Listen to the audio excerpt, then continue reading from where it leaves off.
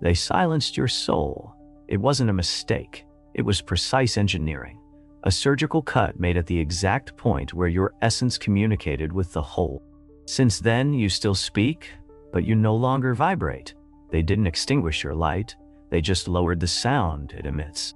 They de-uned your word, fragmenting the language that created realities.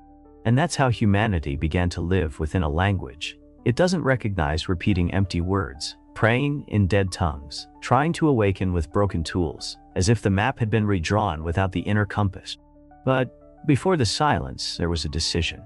The guardian of living words saw the collapse approaching and did what no other dared. He hid the original frequency where the Anunnaki would never reach it, within the vibration that only the true seeker can hear. Now, maybe you don't remember, but something in you still knows, and that knowing is about to emerge. Because when the soul hears its lost sound, it doesn't understand. It awakens. Have you ever felt like you're saying all the right words, but something essential simply doesn't respond? You repeat mantras, pray with intention, read ancient words, and still, it feels like the answer is stuck behind a veil, an invisible yet thick veil, as if the entire universe had been resized, out of reach of your inner language. That feeling isn't just yours. It's not failure. It's the result of a deep interference in the original code of human consciousness. The ancestral cultures knew this. On the Sumerian tablets, written over 4,000 years ago, there are accounts of entities called Anunnaki, from celestial regions and bearers of cosmic wisdom. For a time, they were seen as creators of order. But as the records progress, especially in later Babylonian texts, these entities stop creating and start administering. And that's when something changes. Words cease to be bridges to the sacred and become tools of control. Language is redefined. The soul is divided into parts not to be destroyed, but to be edited. This editing was done through symbols, names, and sound. What once vibrated in unison was split into frequencies that no longer recognize one another.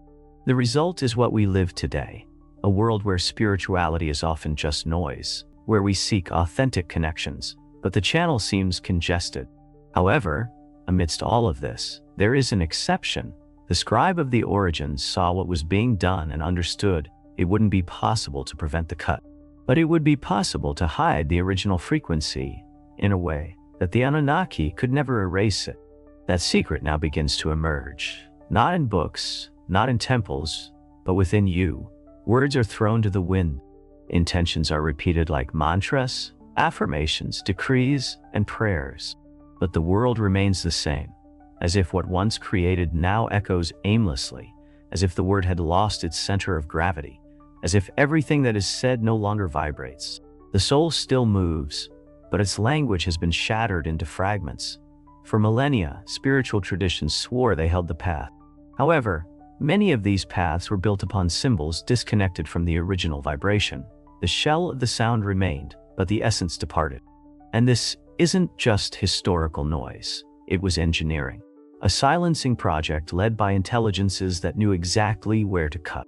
At the point where sound touches the real, the Anunnaki, in the most hidden versions of their narratives, did not erase the human spirit.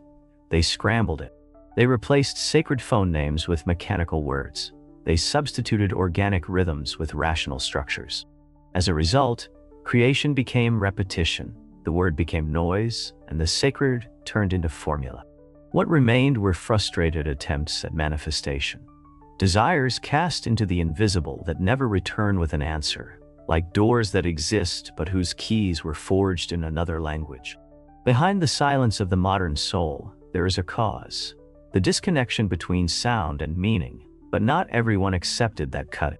They saw all of this happen and understood that the only way to protect the original frequency was to hide it where eyes cannot reach.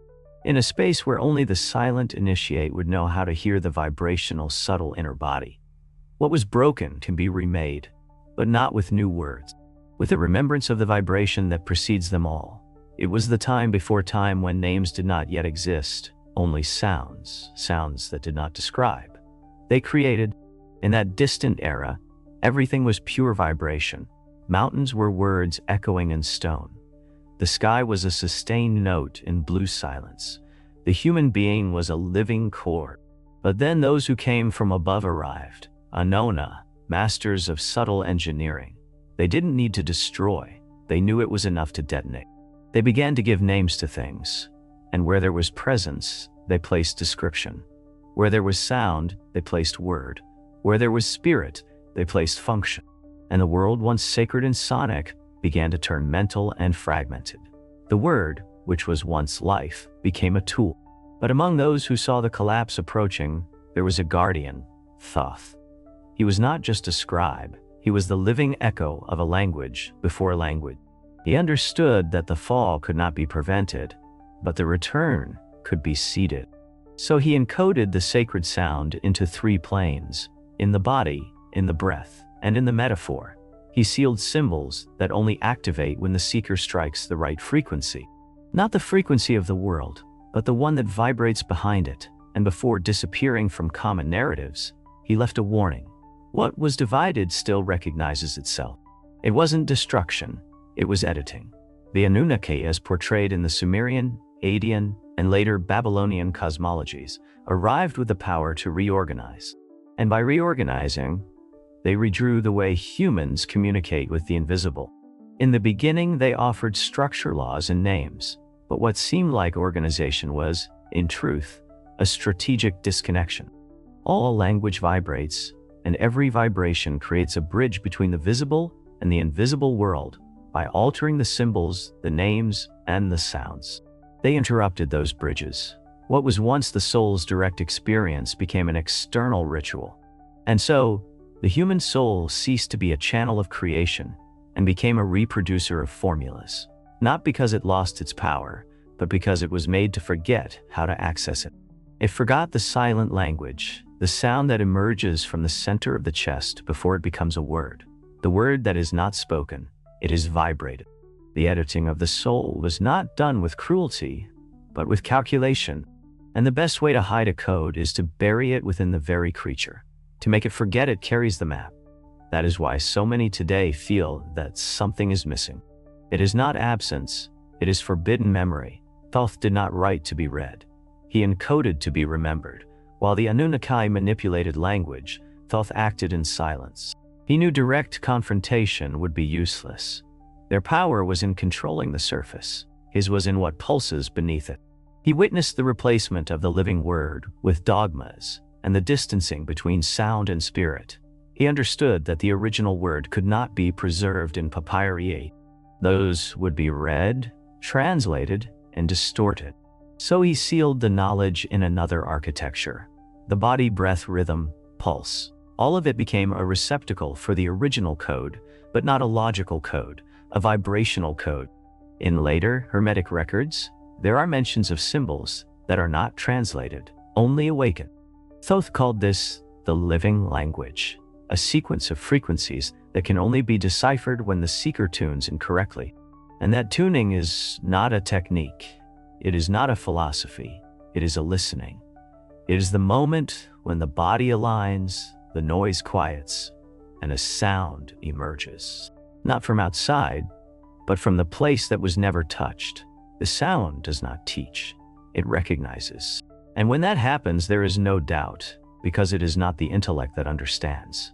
It is the soul that remembers. When creation ceased to be sound, it became effort. The mind still senses the power of words, but the body no longer vibrates with it. It is like trying to light a fire with wet sticks. The spark exists but finds no combustion. The original language operated in unison, thought, emotion, and vibration, in a single creative gesture. But when the Anunnaki altered the codes, they broke this inner trinity. They divided the sounds from the meaning, separated the name from the energy, introduced words without soul, and with that, the human being lost the word that manifests. Today, most speak into the void. They pray by repetition. They affirm what they do not feel. And the universe, which once responded to resonance, now remains silent because the language being used no longer matches the original vibration. It's like singing a sacred song in the wrong key. The words may be right, but the spirit does not recognize them. This is the drama of the modern soul, the feeling of being disconnected, not from a lack of faith, but from an excess of noise. And this noise does not come from the world. It comes from the internal distortion between what we feel and what we speak. But there is a secret that was never broken. Vibration does not depend on sound. It depends on alignment. And where there is alignment, the word reappears. There is a moment rare when the sound does not come from the throat. It comes from somewhere else, from the space between breath and silence, from within but beyond the body. It is when the seeker stops repeating and starts listening, not to the world, not to thought, but to the exact point where the word was interrupted. Thoth knew that this point could be found again, but not through effort, nor through theory, only through attunement. That's why he encoded the return as an internal act of vibrational remembrance. There are no formulas, there is listening, there is presence. And when that listening happens, something unexpected arises. A word, perhaps strange, perhaps without apparent meaning, but when spoken, it makes the entire body respond. It is not an ordinary word. It is a forgotten frequency that recognizes itself through you. It doesn't explain, it activates, and that is the beginning of the return. When that word arises, you will know.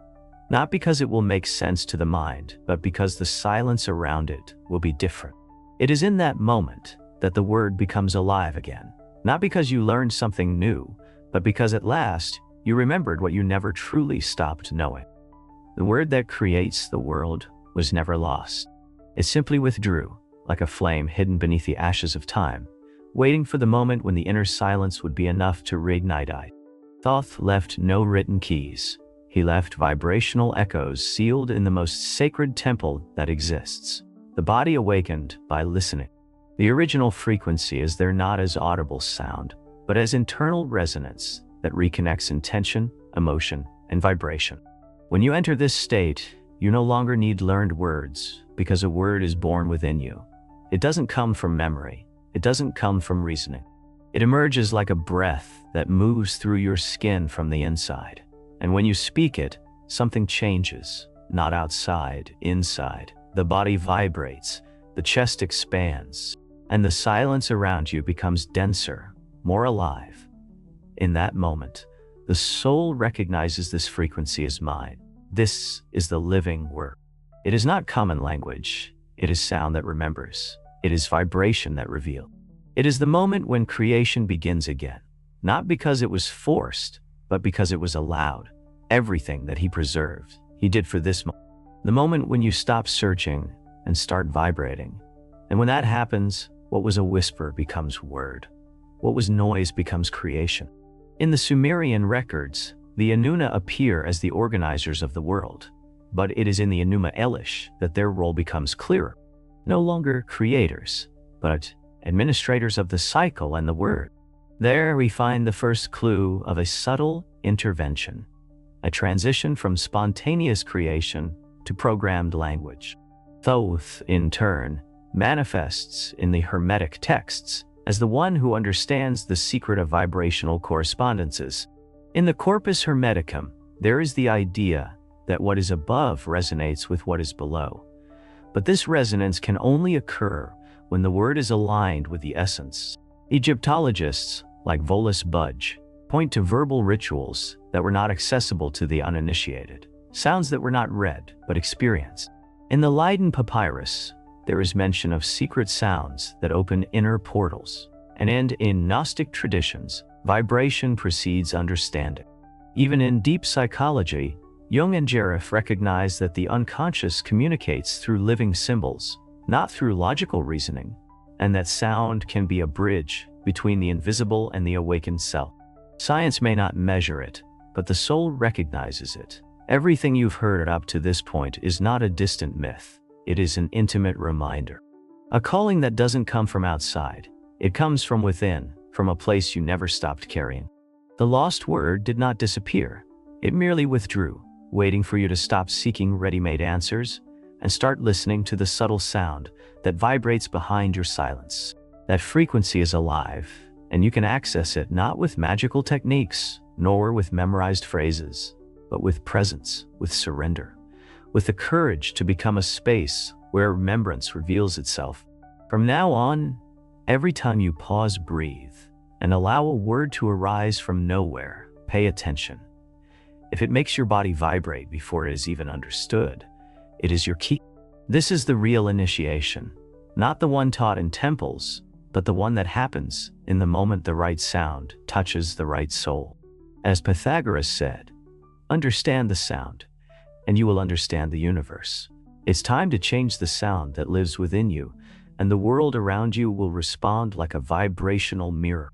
Every creation begins when you stop speaking and start vibrating like someone who knows where they came from. If this silent sound touched something within you, leave your like, subscribe to the channel, and turn on notification. Write in the comments, "The frequency still lives in me." This phrase seals what was reactivated today. Share this video with someone who senses there is more, but hasn't yet found the key. And now, click on the screen to watch another transformative video. Remember, those who remember their own vibration no longer live in the noise of others.